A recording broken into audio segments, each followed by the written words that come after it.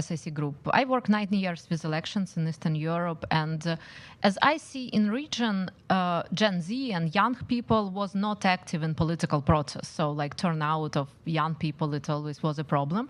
So now I'm interested in position of sociologist. What about Gen Z position about Putin? Do they like left country, or they still can be, more active in protest movement? For example, they donate to Medusa and other like media through crypto and so on and so forth. So what about Gen Z? Or they totally, in Russian propaganda because they all life live in Putin? And second question is connected with question of Hannah about Muslim people, because generally in their ideology, like fight for Russia, it's fight for kufars. So they can't fight like for Russians against Ukraine. So do you think that maybe some people who from Muslim community fight for religious freedom can make so much impact to Muslim population that they also can, be some active rebellion? Thank you. Thank you, Harley, and I know Sergey, you had some thoughts on this as well. Go ahead, Sergey. Okay, thank you very much for your question. So there are 2 points. One point is about the young people, how active can they be today, given the situation, to support everything that is progressive for peace, etc. We know that anything which goes even very slightly against Putin's mafia values in Russia today is heavily penalized. You can end up in prison for decades.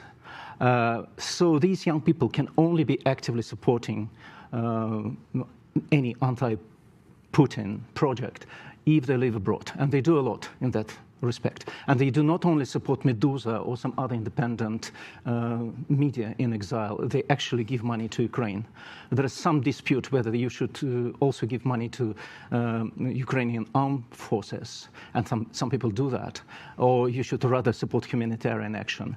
And that's what many Russians did during the first year, especially I observed it myself in Poland, in Warsaw, how strong was that support. The second point is about the situation with human resources for the war. It should be actually mentioned that what Harley said about the huge disadvantage for Burats, etc., this phase is behind us already. It's in history, practically.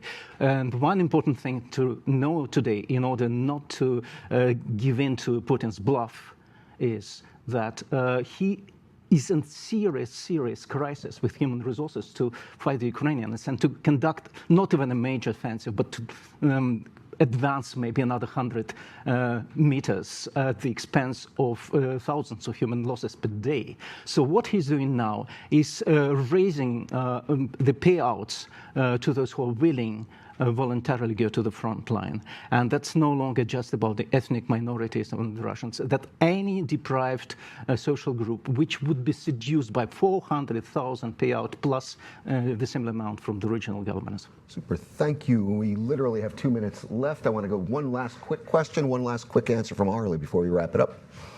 Hi, my name is Nico Makura. I'm a master's student at Georgetown University.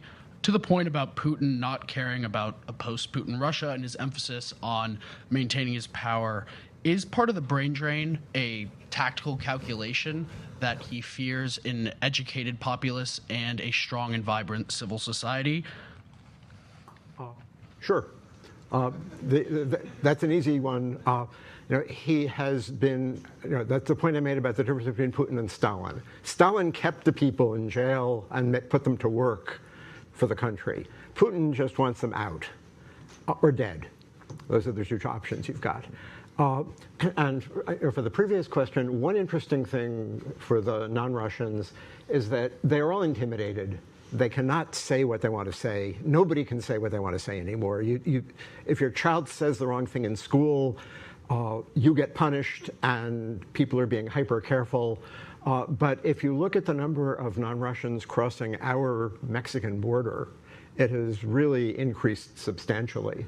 And to me, that is a pretty good indicator of what a lot of people think about the war. Thank you, Harley. I wanted to actually give Masha a chance to respond to any of these questions because you're not physically with us, but you're with us in spirit. We literally have about 90 seconds left, Maria. I will say a couple of words about the young people, because they were talking about the young people in Russia. I'm not talking about those who are abroad. After all, they are a small minority. However, there were surveys that ban in Russia. I think it's a technical problem. Fairly reliable. Young people are not interested in politics. This is what all polls show. And actually, in Russia, one can afford to be not interested in politics and not interested in the war. There's a question asked every month of people whether they follow the developments in Ukraine. And actually, there's always a minority, and this minority is even smaller among younger people, those who say that they follow the developments, who are interested. They pursue their own lives. It's not that they are necessarily loyal or extremely disloyal. They go on with their daily business. This is something that is a fairly broad perception in Russia. And this is something that people cannot afford if they are in Ukraine. And this is an important distinction. Great. Thank you very much, Marie.